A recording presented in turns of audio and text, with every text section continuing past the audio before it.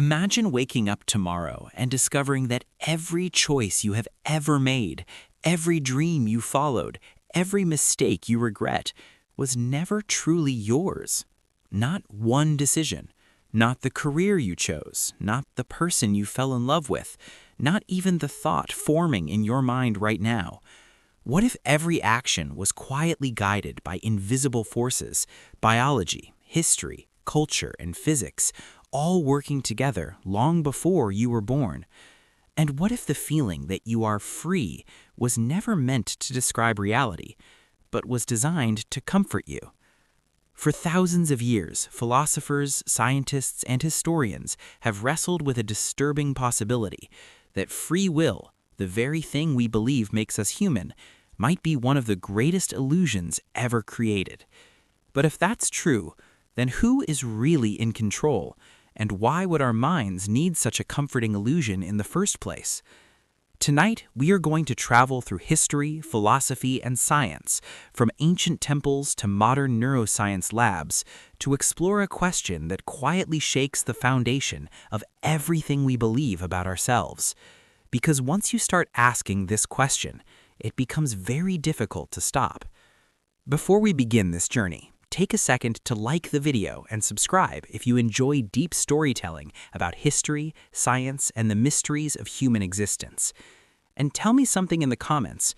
Where in the world are you watching from right now? Or what job are you doing while this video plays in the background? I always love seeing how many different lives connect through these stories. Now, let's begin with a strange idea that appeared thousands of years ago, long before modern science ever existed.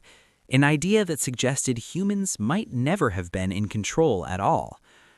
Tonight's story unfolds across 8 chapters, each revealing a different layer of a mystery humanity has been slowly uncovering for centuries.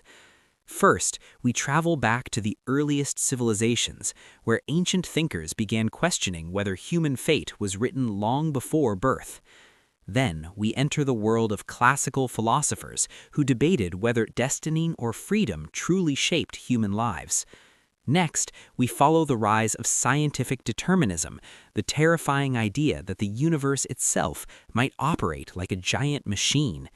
After that, we step into the age of psychology, where scientists discovered that our unconscious mind might be making decisions before we are even aware of them.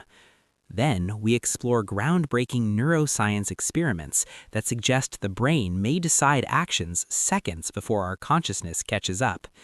From there, we examine how culture, evolution, and society quietly shape our choices in ways we rarely notice.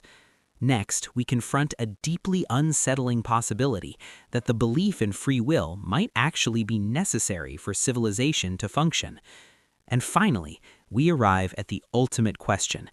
If free will is an illusion, why does it feel so real? And what does that mean for the future of humanity?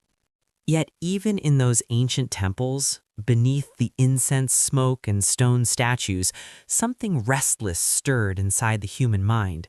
Because while priests spoke of destiny and kings claimed their rule was written in the stars, ordinary people still felt something different inside themselves. A farmer deciding when to plant his crops did not feel like a puppet of the universe. A soldier choosing whether to run or stand his ground in battle did not feel like a pre-written character in a cosmic script. He felt something else. He felt the weight of choice. And that feeling, the simple sense that I could do otherwise, would become one of the most mysterious experiences in human consciousness. Ancient thinkers noticed this contradiction. On one hand, the universe seemed governed by order and predictable cycles. On the other hand, human beings experienced life as if they were actively shaping their own path. How could both be true at the same time? To understand how early civilizations tried to answer this question, we need to step inside the worldview of people who lived thousands of years ago. Because to them, the universe was not just a physical place, it was a living system filled with intention. Every storm carried meaning, every eclipse felt like a message, every unexpected event could be interpreted as a sign from forces beyond human control. In Mesopotamia, one of the oldest civilizations on Earth, scribes recorded thousands of omens on clay tablets. If a bird flew in a certain direction, it meant something. If a child was born under a particular alignment of stars, it meant something. Life was not random, it was symbolic. The world itself seemed to be speaking. But these omens carried a deeper implication. If events could be predicted by signs in the sky or patterns in nature, then perhaps those events had already been determined. This idea became the foundation of ancient astrology. Kings hired astrologers not simply for curiosity, but for survival. Before going to war, rulers would consult the stars. Before crowning a new leader, priests would examine the heavens. They believed the sky revealed the script of the future. And in many ways, this belief made life easier to understand. If fate guided events, then chaos had meaning. A drought was not meaningless suffering, it was part of a cosmic design. A victory in battle was not luck, it was destiny unfolding. The belief in fate turned a frightening universe into an organized story.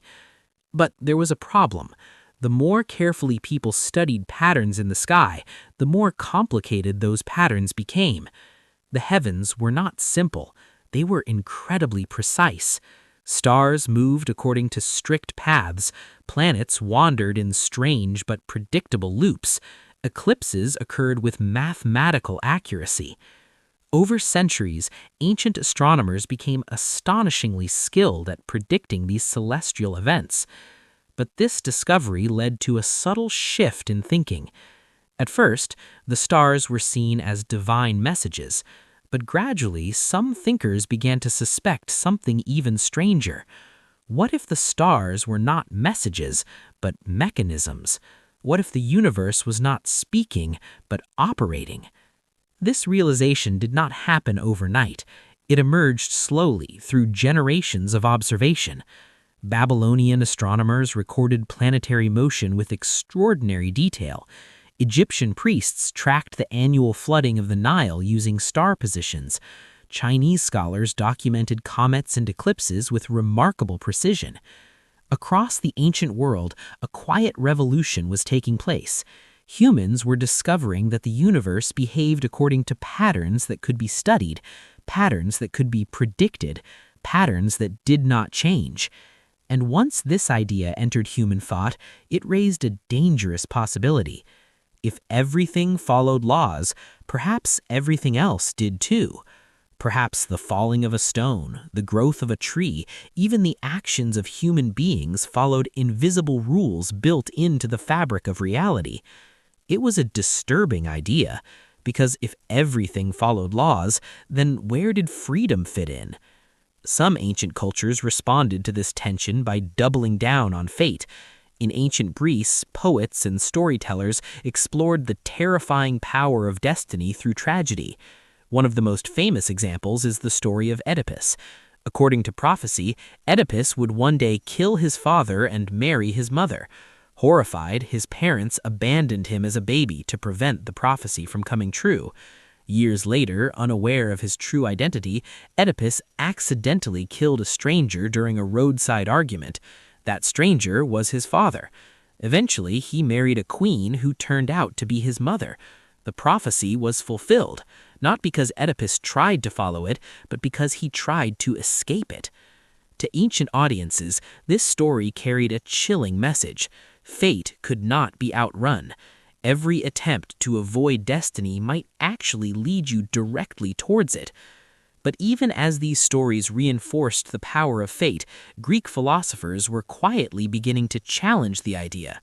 Because unlike mythmakers, philosophers were not satisfied with symbolic explanations. They wanted logical ones. And when they began examining the nature of human thought itself, they noticed something extraordinary. Human beings could imagine multiple futures. Standing at a crossroads, a person could picture two different paths.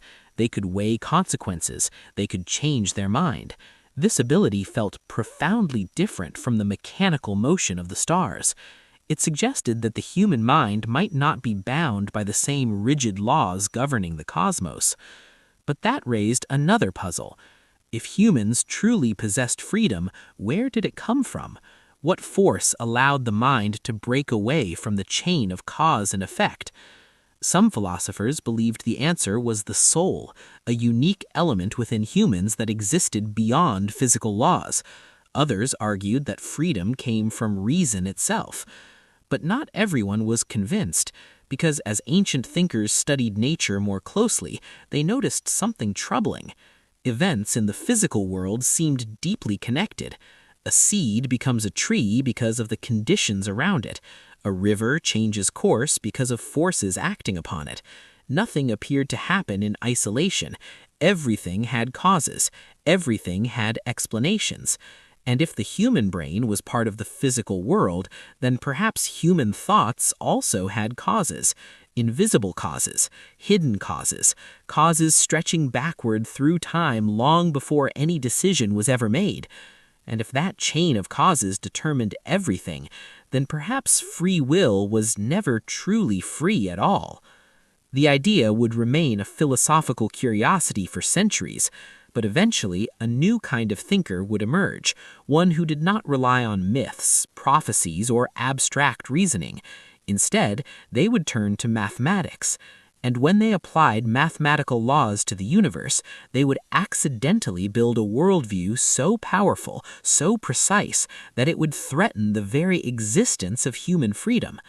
That moment would arrive during the scientific revolution, when humanity discovered something both beautiful and terrifying. The universe might not be guided by fate written in the stars. It might be something even more rigid, a perfectly predictable machine. And if that were true, then every decision you will ever make may have been set in motion billions of years ago. The tension between fate and freedom refused to disappear.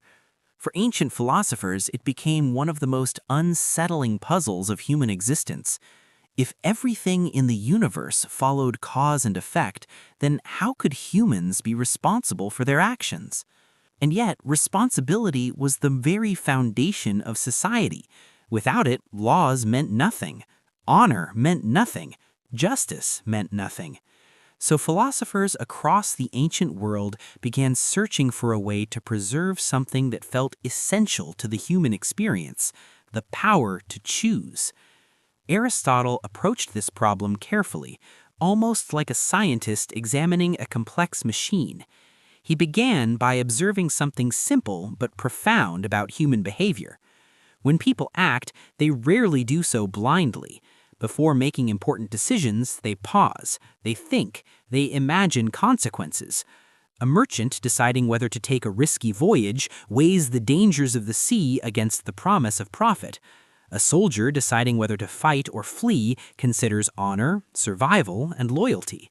This mental process, deliberation, fascinated Aristotle because it suggested that human actions were not simply reactions to external forces, they were guided by reasoning.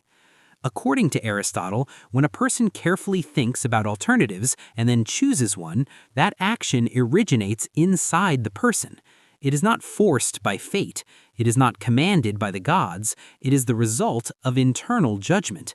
And that internal judgment, he believed, was the birthplace of free will. But Aristotle also understood something subtle. Freedom did not mean absolute independence from the world. Our decisions are influenced by many things: upbringing, habits, emotions, education. Yet within those influences, he believed, there remained a small but vital space where choice could still exist. A space where the mind could weigh possibilities and move in one direction or another. It was a fragile concept of freedom, but for Aristotle, it was enough. Because if even a small portion of human action came from deliberate reasoning, then people could still be held accountable for their choices. Virtue and vice would still matter. Good character would still be something worth cultivating. This idea would become one of the pillars of Western moral philosophy. But even during Aristotle's lifetime, other thinkers found it deeply unsatisfying. Because while Aristotle focused on human reasoning, another group of philosophers was looking at the universe as a whole. And what they saw suggested something very different. These thinkers were known as the Stoics. Their philosophy was born during a chaotic period in Greek history when political upheaval and shifting empires made life feel unpredictable and fragile. In such a world, the Stoics searched for stability. They believed the universe must operate according to a rational structure, a hidden order beneath the chaos of everyday life. They called this universal principle logos. To the Stoics, logos was the intelligence of the cosmos itself. It governed the movement of stars, the growth of plants, the changing of seasons, and the rise and fall of civilizations. Everything that happened was part of an enormous interconnected chain of causes. Nothing occurred by accident. Nothing escaped the logic of the universe. If a storm destroyed a village, it was not random. It was the natural result of countless prior causes: atmospheric conditions, ocean temperatures, wind currents. Every event was connected to events before it, and this chain stretched endlessly into the past. The Stoics believed human actions were no exception. Your decisions, they argued, arise from your character. Your character is shaped by your experiences. Your experiences are shaped by your environment, and your environment is shaped by countless events that occurred long before you existed. Seen this way, a person's choices are not truly free. They are the inevitable result of everything that came before. This idea might sound bleak. If everything is predetermined, what is the point of trying to change anything? But the Stoics offered a surprising answer. They argued that freedom still existed, just not in the way most people imagined. Freedom, according to the Stoics, did not mean controlling external events. No human could control storms, disease, political upheaval, or death. Trying to dominate such forces would only lead to frustration. Instead, they believed true freedom came from controlling something else entirely: your response. A person cannot choose whether hardship appears in life, but they can choose how they react to it. They can respond with courage instead of fear, patience instead of anger, wisdom instead of panic. In this sense, the Stoics believed the wise person lives in harmony with fate rather than fighting it. They accept the unfolding of events while maintaining control over their inner world. This philosophy would later influence Roman thinkers like the great emperor-philosopher Marcus Aurelius. Marcus Aurelius wrote in his private journals that the universe moves according to natural law, and resisting that law is like a dog tied to a moving cart. The dog can run willingly alongside the cart, or it can resist and be dragged. Either way, the cart continues moving. The metaphor captured the Stoic view of human life perfectly. You may not control the path of history, but you can decide whether to move with dignity or bitterness. For many people, this idea provided comfort, yet it also carried a subtle implication that was hard to ignore. If every event follows from previous causes, then the feeling of making a free choice might simply be a perspective from inside the chain. From within the system, decisions feel open and uncertain, but from outside the system, they might be perfectly predictable. This thought quietly lingered for centuries. Philosophers debated it, theologians argued about it, and ordinary people continued living as though their choices were their own. But the true turning point had not yet arrived, because during the ancient world, no one possessed the tools to test these ideas against reality. There were no laboratories, no precise instruments, no mathematical laws describing the motion of the universe. Everything was still speculation, but that would soon change. During the scientific revolution, thinkers began to uncover mathematical principles governing motion, gravity, and energy. These discoveries suggested something extraordinary. The universe did not simply appear orderly. It operated according to exact equations, predictable equations. And once those equations were understood, it began to look as if the entire cosmos, from falling apples to orbiting planets, might behave like a vast mechanical clock, ticking forward with perfect precision. If that idea were true, then the implications were staggering, because if the universe itself behaved like a machine, then perhaps human beings were components inside that machine. Complex components, certainly, but components nonetheless. And if that were the case, then the ancient question would return with terrifying new force. Were we ever truly free? Or were we simply following a chain of causes set in motion at the beginning of time? The answer would begin to emerge in the 17th century, when a quiet, reclusive mathematician began studying the motion of objects in the physical world. His discoveries would change humanity's understanding of the universe forever. And in doing so, they would push the idea of determinism, the belief that everything is caused by prior events, to its most extreme conclusion. His name was Isaac Newton, and the world he revealed would be both magnificent and deeply unsettling. In the 17th century, something extraordinary began to happen in Europe. For thousands of years, humans had looked at the universe with wonder and speculation. Philosophers debated, priests interpreted divine signs, and storytellers explained the world through myth and symbol. But now, a new type of thinker was emerging, one who did not rely on stories, one who did not rely on tradition. Instead, they relied on something far more precise: mathematics. These early scientists believed that the universe might not only be understandable, it might be measurable. And if it could be measured, then perhaps the hidden rules governing reality could finally be uncovered. At first, this seemed like an impossible dream. The universe was vast and chaotic. Storms appeared without warning. Planets wandered across the sky in strange looping paths. Objects fell unpredictably. But then came a quiet revolution. A handful of thinkers began to notice something subtle. Beneath the apparent chaos of the world, there were patterns. Reliable patterns. When an object was dropped, it always accelerated toward the ground in the same way. When planets moved across the sky, their paths followed predictable shapes. The same forces appeared again and again, operating with remarkable consistency. One of the first to recognize this hidden order was the astronomer Johannes Kepler. Studying years of detailed astronomical observations, Kepler discovered that planets did not move randomly around the sun. They followed precise mathematical paths called ellipses. This was shocking. For centuries, philosophers believed celestial motion was mystical and perfect, guided by divine harmony. But Kepler's work suggested something else entirely. The heavens obeyed geometry. Planets moved according to mathematical laws, not divine whims. It was the first crack in the ancient belief that the cosmos was mysterious and unpredictable. But the full transformation came a few decades later with the work of an English mathematician who rarely left his room. His name was Isaac Newton. Newton was not trying to solve the mystery of free will. He simply wanted to understand motion. Why does an apple falling toward the ground accelerate toward the ground?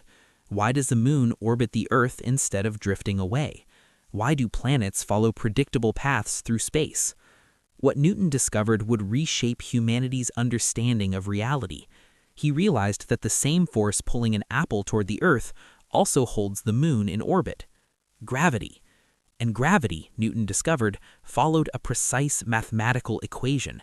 It was universal. The same equation applied everywhere: to apples, to oceans, to planets, to stars. Suddenly, the universe looked very different. Instead of a mystical domain guided by invisible spirits or divine intentions, it appeared to operate according to exact physical laws, laws that never changed, laws that could be calculated, laws that could predict the future. For the first time in human history, scientists could describe how objects would move before they moved. If you knew an object's position and velocity, you could calculate where it would be later, minutes later, hours later, even years later. The implications were staggering. It suggested that the universe behaved like an enormous mechanical system, a giant clock, every component interacting with every other component according to strict rules. Once the system began moving, its future unfolded automatically. Tick by tick, moment by moment, nothing needed to intervene. Nothing needed to guide it. The laws of physics themselves were enough. This vision of reality became known as determinism. Determinism is the idea that every event in the universe is caused by prior events according to physical laws. If you know the present state of the universe perfectly and you know the laws governing it, then the future becomes predictable, completely predictable.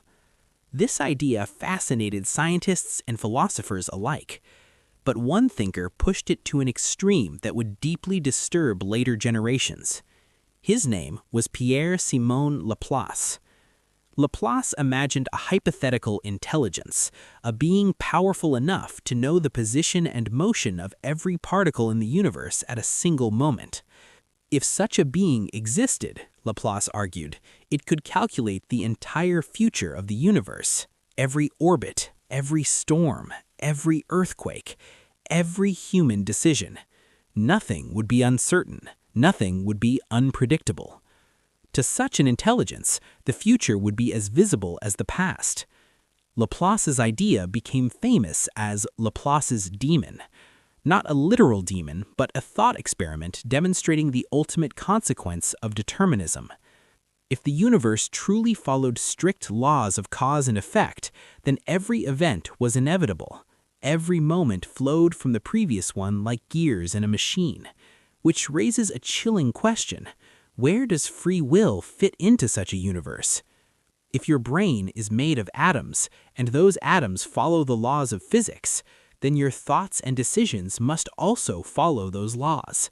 They must arise from physical processes in the brain.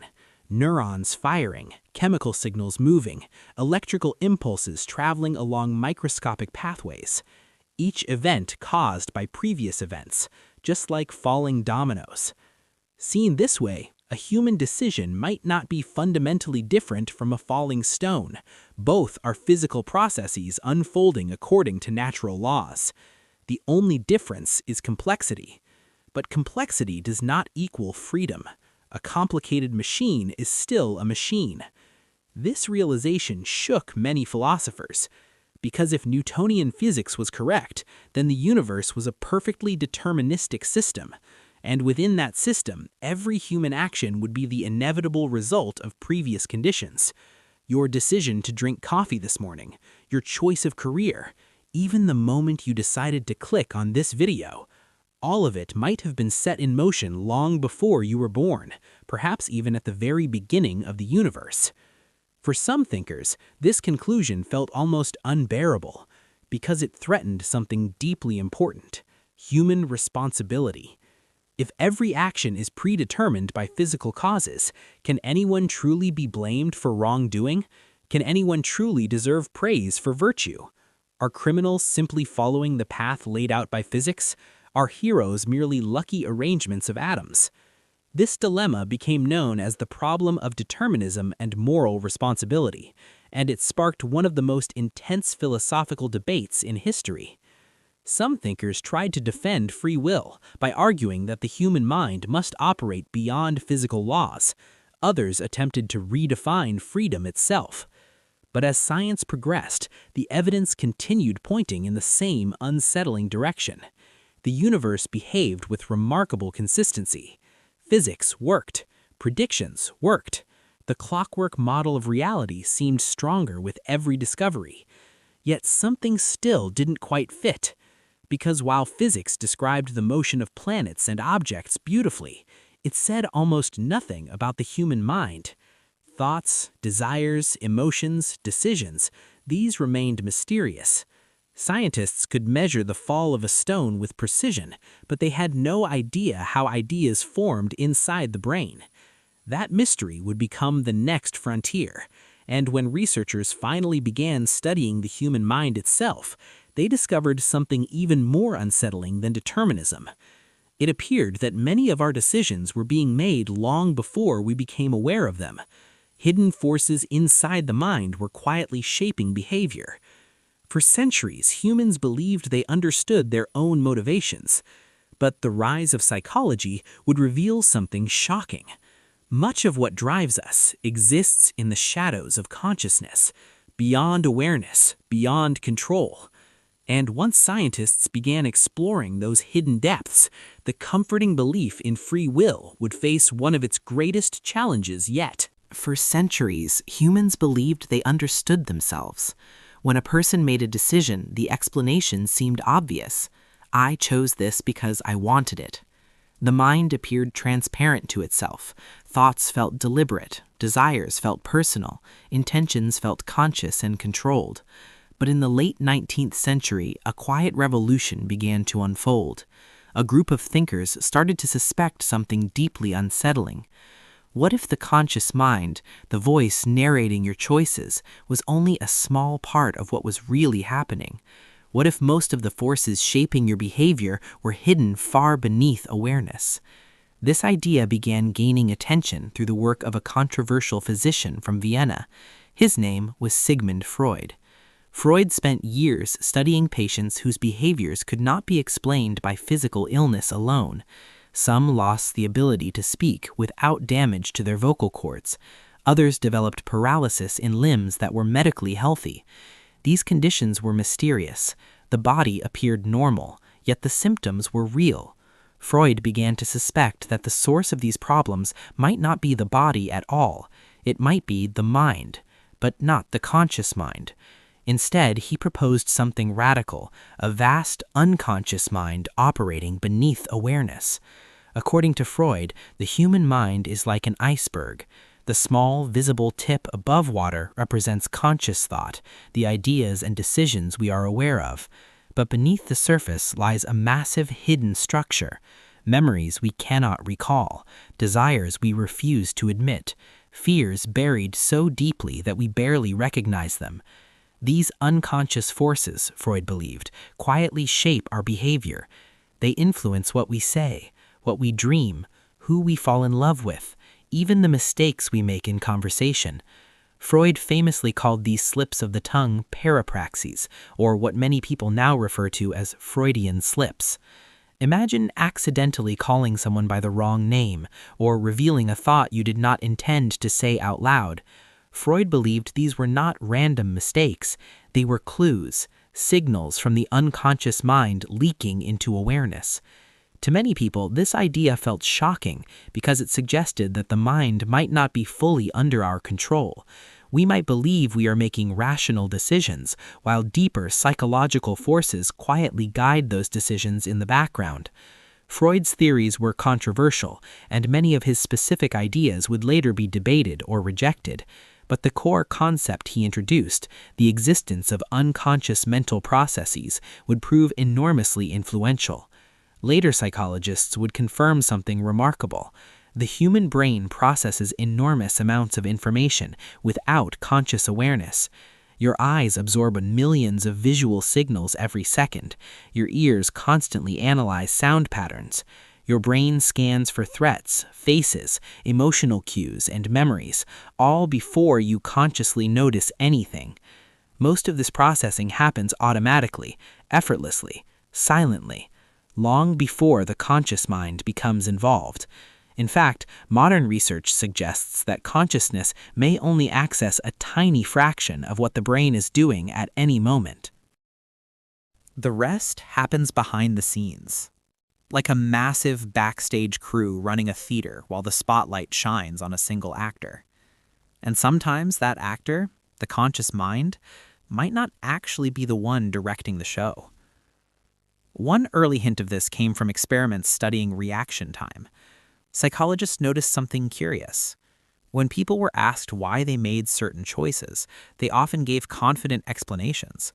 But those explanations did not always match the real cause of their behavior. For example, in some studies, participants were asked to choose between identical objects, 2 identical shirts, or 2 identical photos. Even though the items were the same, people almost always preferred one over the other. And when asked why they chose it, they gave detailed reasons. The color looks better. The fabric seems higher quality. The design feels more appealing. But in reality, there was no difference. Their brains had made a preference automatically, perhaps influenced by subtle factors like position or lighting, and then their conscious mind created a story afterward. This phenomenon became known as confabulation. The brain fills in explanations to make behavior feel logical and intentional, even when the real reasons remain hidden. Over time, psychologists began noticing this pattern everywhere. People believed they understood their motivations, but often their explanations were guesses, stories constructed after the fact. This raised a deeply unsettling possibility. What if the feeling of choosing freely is not the cause of our decisions, but the explanation we create afterward? In other words, what if the brain makes the decision first and consciousness simply takes credit for it? For a long time, this idea remained speculative. Psychologists could observe behavior, but they could not yet watch the brain making decisions in real time. That would require a new kind of science, a science capable of measuring electrical activity inside the human brain. By the mid-20th century, that technology finally began to appear. Electrodes could detect tiny signals produced by neurons. Scientists could observe patterns of brain activity milliseconds before a person moved their hand or spoke a word. At first, these tools were used simply to study how the brain controlled muscles and perception. But eventually, one experiment would change the debate about free will forever, because it appeared to reveal something astonishing. The brain might begin preparing an action before the person becomes aware of deciding to act. In other words, your brain might make the decision before you do. The scientist who uncovered this strange phenomenon was a neuroscientist working in California during the 1980s. His name was Benjamin Libet, and the experiment he designed would ignite one of the most controversial debates in modern science. Because if his findings were correct, then the moment you feel yourself deciding to do something might not actually be the beginning of the decision. It might simply be the moment you become aware of a choice that has already begun. In the early 1980s, inside a quiet neuroscience laboratory in California, a simple experiment began that would shake one of humanity's deepest assumptions. For centuries, philosophers had argued about free will using logic and thought experiments. Some believed humans possessed true freedom. Others suspected everything followed a chain of cause and effect. But until this moment, no one had ever attempted to watch a decision forming inside the brain itself. The scientist who decided to try was Benjamin Libet.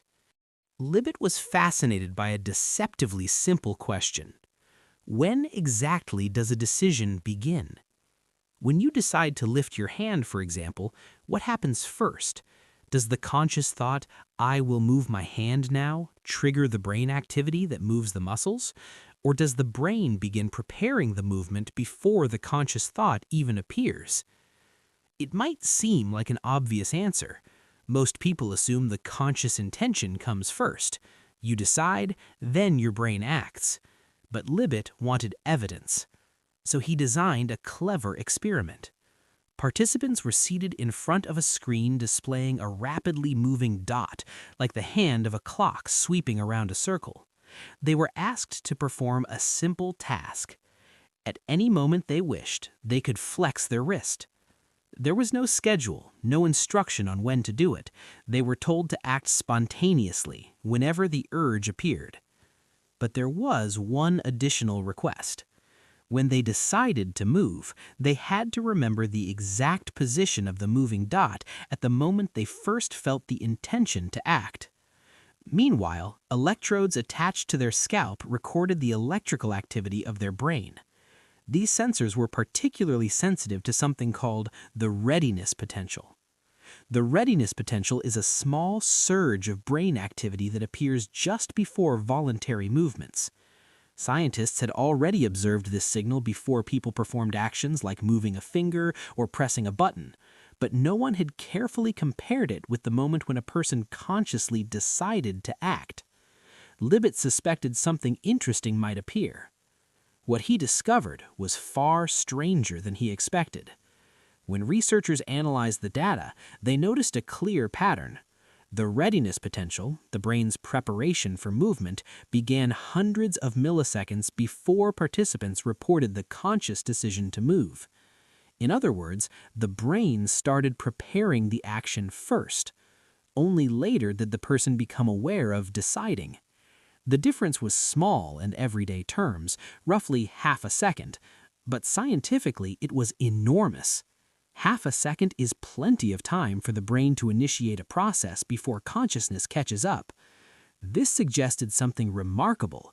Your brain might start making a decision before you realize you are making it.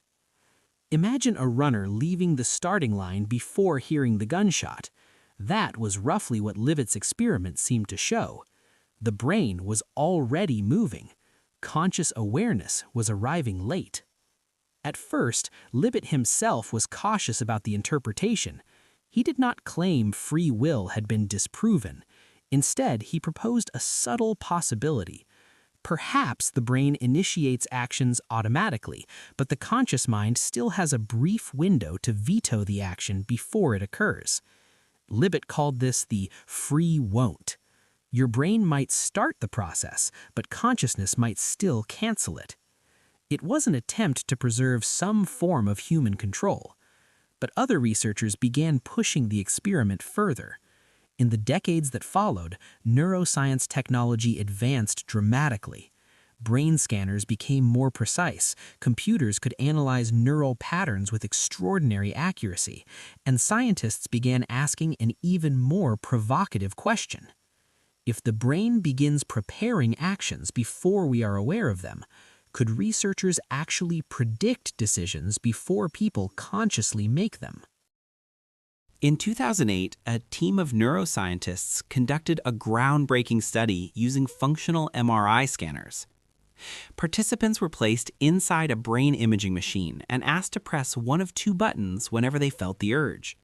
Again, there was no schedule. They could choose freely. While they made their decisions, researchers analyzed patterns of brain activity. What they found stunned many scientists.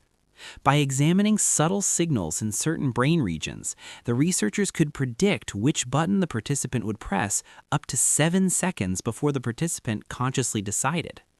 7 seconds! That is an eternity in brain activity. Long before the person felt the intention to act, the brain had already begun leaning toward one choice. It was as if the decision was forming deep beneath awareness, gradually moving toward the surface of consciousness. And when it finally appeared in awareness, it felt like a sudden, voluntary choice. But in reality, the process had been unfolding silently for several seconds. To many observers, this seemed like devastating evidence against traditional free will.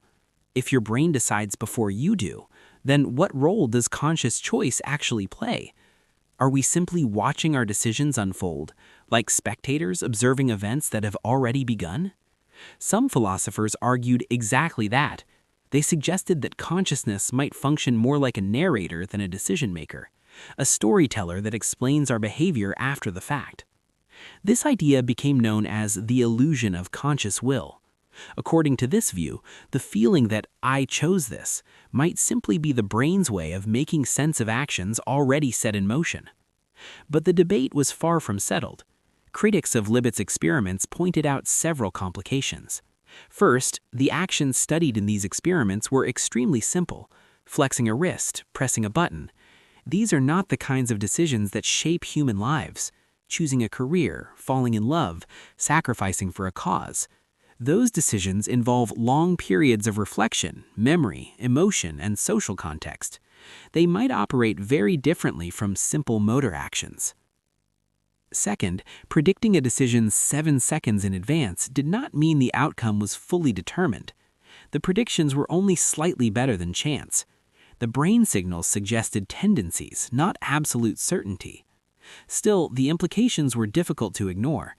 The experiment suggested that at least some of our actions begin outside conscious awareness, which raises an unsettling thought.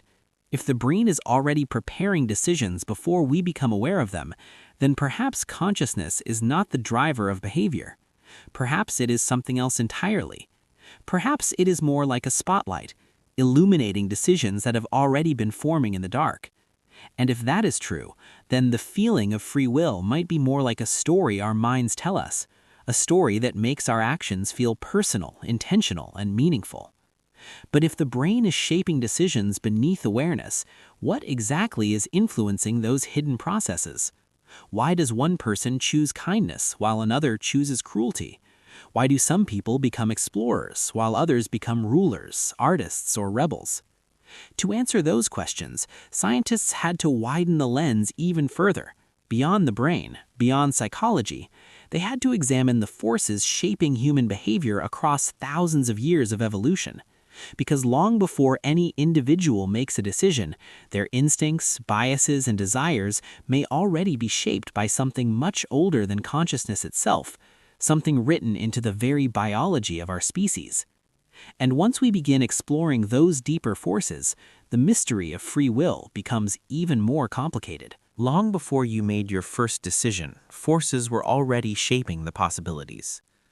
Before you chose what to eat for breakfast, before you decided what kind of person you wanted to become, before you even formed your first memory, your brain had already been molded by millions of years of evolution. And by the time you were born, the world around you had already begun shaping the rest. Because human decisions do not emerge from an empty mind, they arise from a complex network of instincts, emotions, traditions, and social expectations that stretch far beyond any single individual.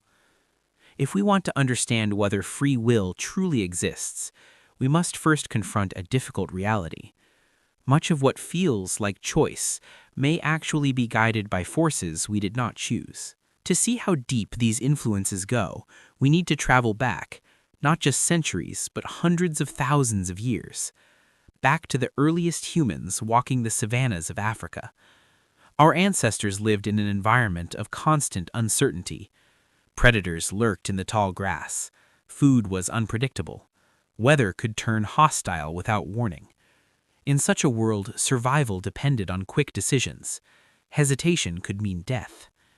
Over thousands of generations, natural selection began shaping the human brain to respond rapidly to danger and opportunity. The individuals who reacted faster survived longer. The ones who hesitated too much often did not pass on their genes. Gradually, evolution sculpted a mind filled with automatic responses: fear of sudden movement, attraction to calorie-rich foods, sensitivity to social approval and rejection. These reactions were not learned through reasoning. They were built into the architecture of the brain. Modern neuroscience suggests that many of our emotional responses originate in ancient brain structures that evolved long before complex language or conscious reflection. One of these structures is the amygdala, a small almond-shaped region deeply involved in processing fear and emotional significance. The amygdala reacts to threats faster than conscious thought. If something startles you, your body can jump before you even recognize what caused the noise. Your brain has already decided, danger. Only afterward does the conscious mind step in to analyze the situation. This pattern appears again and again in human behavior. The emotional brain often moves first. Reason follows later. But evolution shaped more than our instincts. It also shaped our desires. Consider something as simple as sugar. In the ancient world, sweet foods were rare and valuable sources of energy.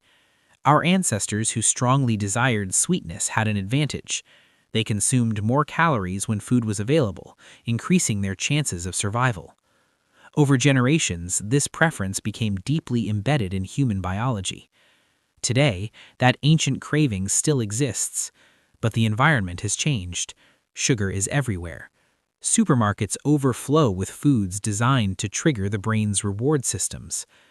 When you reach for something sweet, it might feel like a personal choice, but in many ways it is the echo of evolutionary pressures from thousands of generations ago. And evolution did not stop at shaping physical desires. It also shaped social behavior.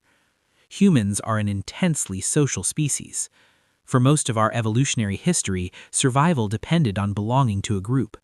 A solitary human had little chance against predators or harsh environments. Tribes provided protection, shared resources, and collective knowledge. But belonging to a group required something important: conformity. Individuals who constantly challenged group norms risked being excluded, and exclusion in ancient times could mean death. As a result, the human brain evolved a powerful sensitivity to social approval. We care deeply about what others think. We instinctively imitate behaviors we observe in our community. We absorb cultural norms without realizing it, and these cultural norms quietly shape our decisions. Think about something as simple as career choice. A child growing up in one society might dream of becoming an artist, while another dreams of becoming a soldier or engineer. At first glance, these seem like individual preferences, but when you examine them closely, patterns appear. People often pursue paths that their culture values, paths their family respects, paths they have seen others follow. Even rebellion, the act of rejecting social expectations, usually takes shape within cultural boundaries.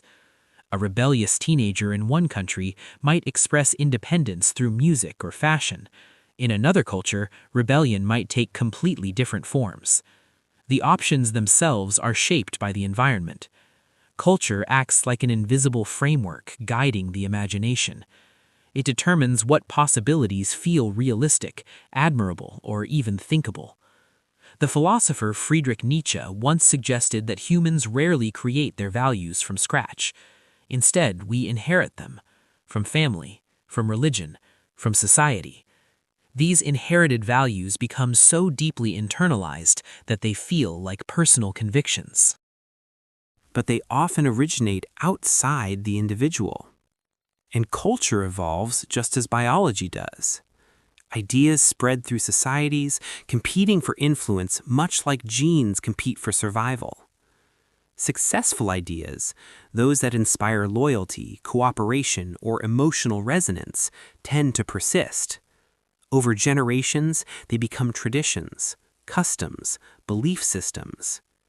These traditions influence how people think about morality, ambition, and identity.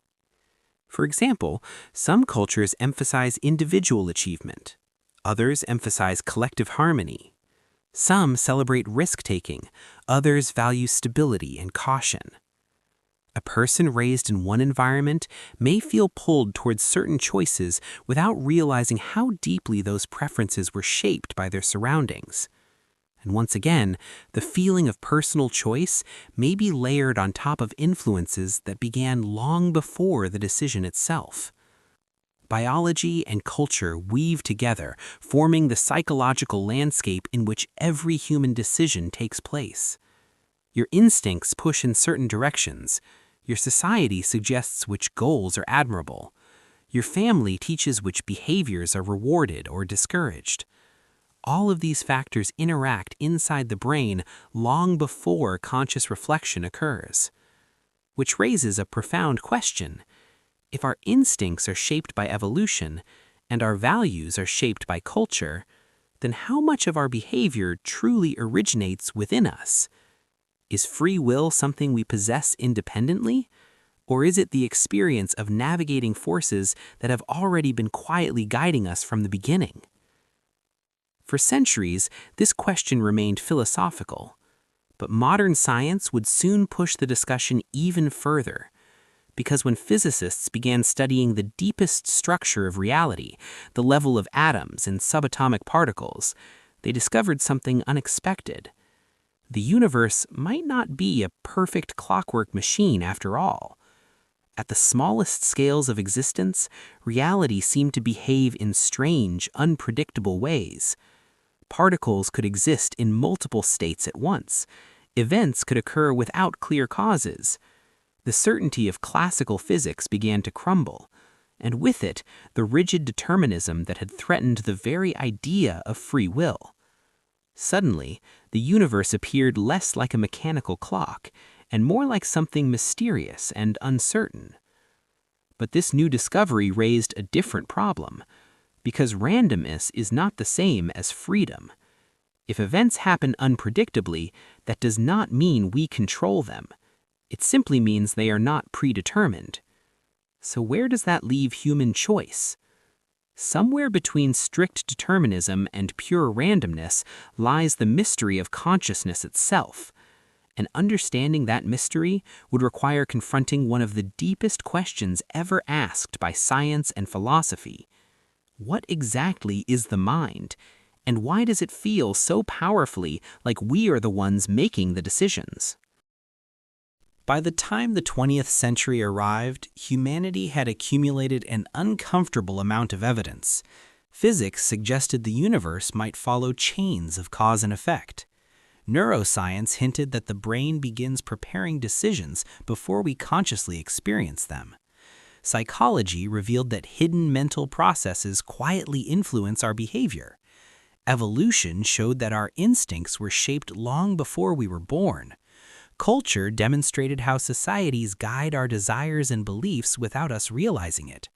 Piece by piece, the traditional image of a completely independent decision-maker was beginning to fade. And yet, something strange remained. Despite all these discoveries, human civilization continued to operate as if free will unquestionably existed. Courts still judged individuals responsible for their actions. Schools still praised effort and discipline. Parents still taught children that their choices matter. Entire systems of morality and justice rested on one powerful assumption: people are capable of choosing between right and wrong. But what if that assumption were not entirely true? This possibility began to worry many philosophers and psychologists. Because if society suddenly abandoned the belief in free will, the consequences could be profound. The legal system, for example, depends heavily on the idea of personal responsibility. When someone commits a crime, courts attempt to determine intention. Did the person choose to commit the act? Were they aware of their actions? Could they have behaved differently? These questions form the foundation of criminal law. If individuals have no control over their actions, if behavior is simply the outcome of biology and circumstance, then the entire concept of guilt becomes difficult to justify. Punishment might still exist, but its purpose would change dramatically. Instead of blaming criminals for their choices, society might treat them more like dangerous machines that need to be repaired or contained. Some philosophers have argued for exactly this approach.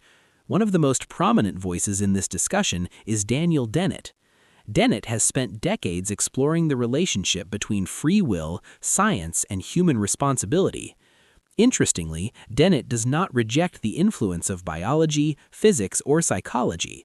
He fully accepts that humans are shaped by countless forces beyond their control, but he argues that this does not eliminate freedom. Instead, he suggests we may need to rethink what freedom actually means. Dennett proposes that free will is not the ability to escape cause and effect.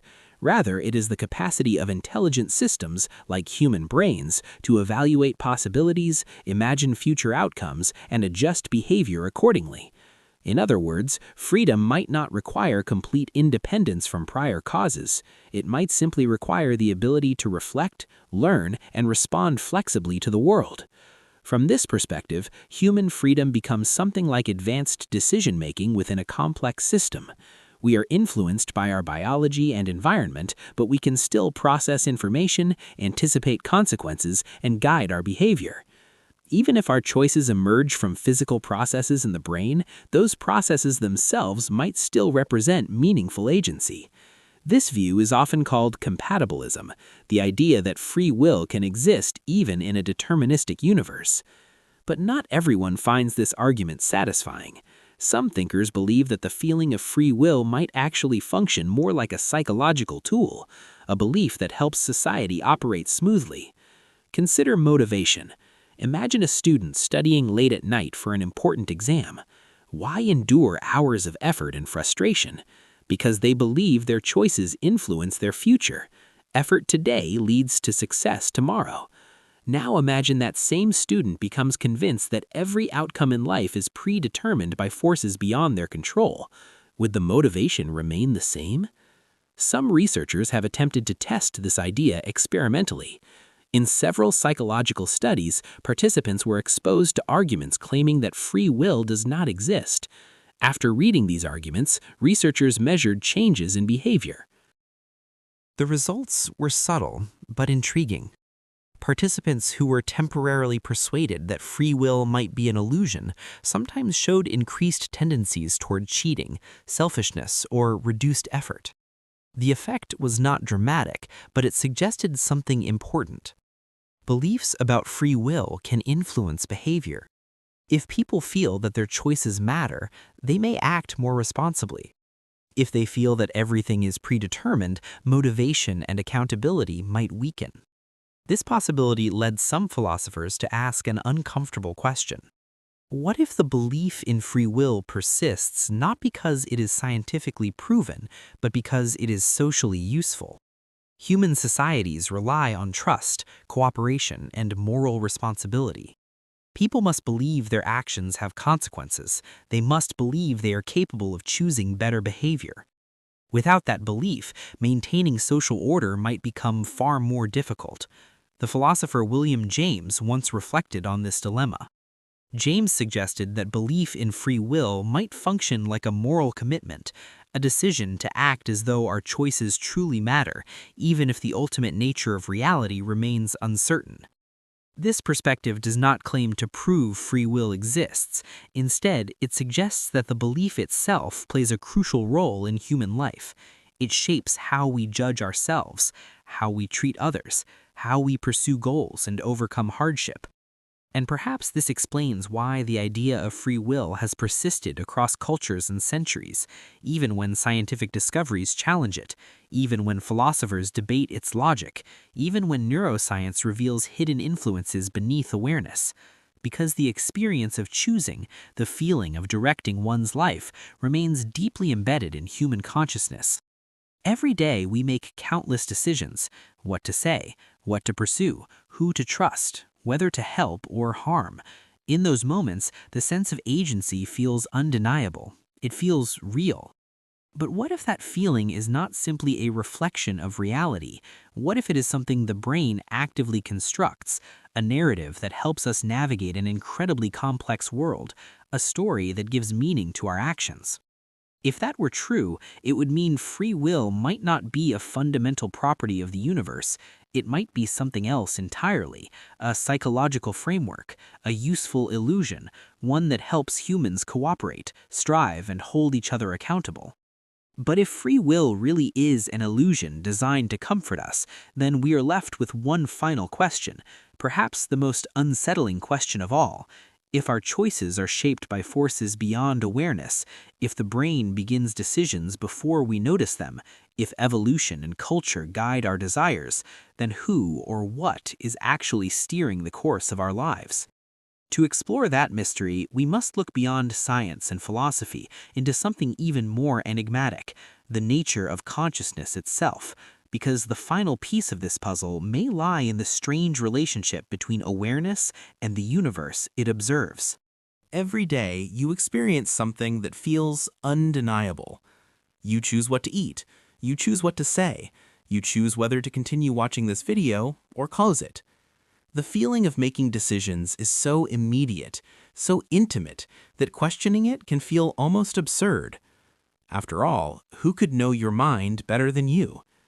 The voice in your head, the one weighing options, imagining outcomes, debating possibilities, seems like the very essence of personal freedom. And yet, as we've seen, science has uncovered layers of influence beneath that experience. Neural signals begin before conscious awareness. Evolution shapes instincts. Culture guides values.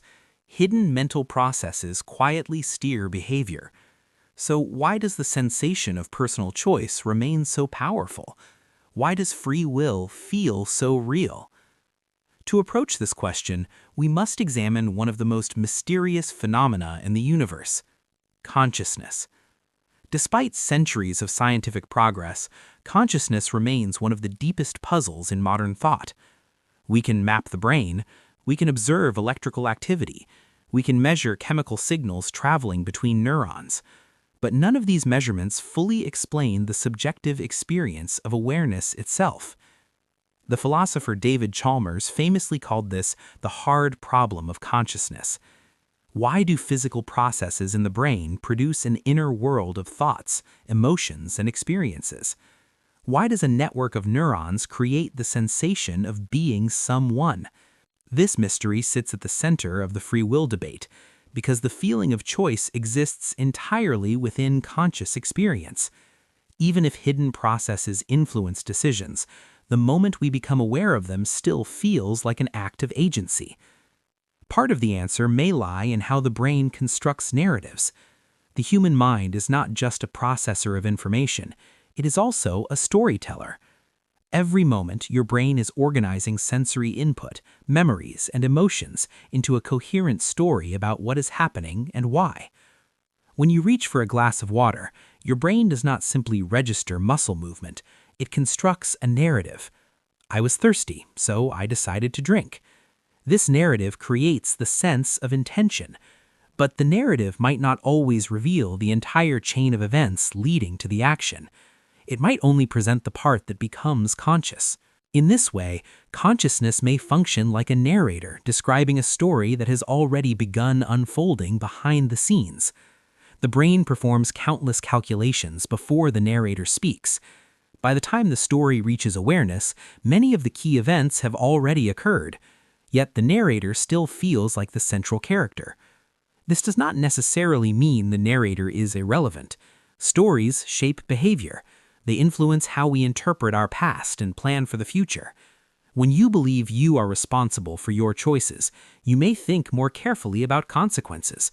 You may imagine alternative paths. You may attempt to become a better version of yourself. In this sense, the experience of free will might serve an important psychological function. It organizes behavior into a meaningful framework. But the deeper question remains: is this framework simply a useful interpretation of complex brain processes, or is it something more fundamental? Some philosophers believe consciousness itself may play a role in guiding decisions, even if the underlying mechanisms are not yet fully understood. Others suggest the sensation of agency might emerge naturally from systems capable of self-reflection and prediction. In other words, the feeling of free will might arise when a brain becomes sophisticated enough to simulate possible futures and evaluate different outcomes. When the mind imagines several paths forward and then commits to one, the process feels like a choice, and in many ways it is, even if the evaluation itself emerges from prior causes. The philosopher Thomas Nagel once argued that humans exist in a strange position between two perspectives. From the outside, we can observe ourselves as physical systems governed by biological and environmental forces. But from the inside, we experience life as conscious agents making decisions. Both perspectives appear valid, and reconciling them may be one of the greatest intellectual challenges humanity has ever faced. Because even if science eventually explains every neural mechanism behind decision-making, the subjective experience of choosing will still exist. You will still wake up tomorrow with plans, hopes, and intentions. You will still weigh options. You will still feel the quiet tension of deciding what kind of person you want to be. Whether free will is fundamental or emergent, the experience remains central to human life. Perhaps this is why the debate has persisted for thousands of years, from ancient philosophers contemplating fate to scientists measuring electrical signals in the brain. Each generation has tried to understand how much control we truly possess, and each discovery has revealed a more complex picture. We are influenced by biology, shaped by culture, guided by unconscious processes, embedded in a universe governed by physical laws. Yet within that intricate web of influences, consciousness still experiences itself as choosing. Maybe free will is not absolute independence from causes. Maybe it is something subtler, a dynamic interaction between countless forces, genetic, cultural, neurological, filtered through a mind capable of reflection, a mind capable of imagining alternatives, a mind capable of asking questions like the one that brought you here. What if free will is an illusion designed to comfort us? Perhaps the real answer is not a simple yes or no. Perhaps the feeling of agency is neither entirely false nor entirely independent. It might be something that emerges naturally when complex brains observe their own thoughts, a phenomenon that arises when the universe becomes aware of itself. And if that is true, then every decision, real or perceived, becomes part of a remarkable story, a story billions of years in the making. Atoms forming stars, stars creating planets, planets giving rise to life, life evolving minds capable of wondering whether their choices are truly their own. So the next time you make a decision, pause for a moment. Ask yourself something unusual. Did you choose that action? Did your brain choose it first? Or is the distinction itself part of a deeper mystery we have not yet fully understood? Because somewhere between physics, biology, and consciousness, the question of free will remains one of the most fascinating puzzles humanity has ever encountered. And perhaps the greatest mystery is not whether free will exists, but why the universe created beings capable of asking the question in the first place.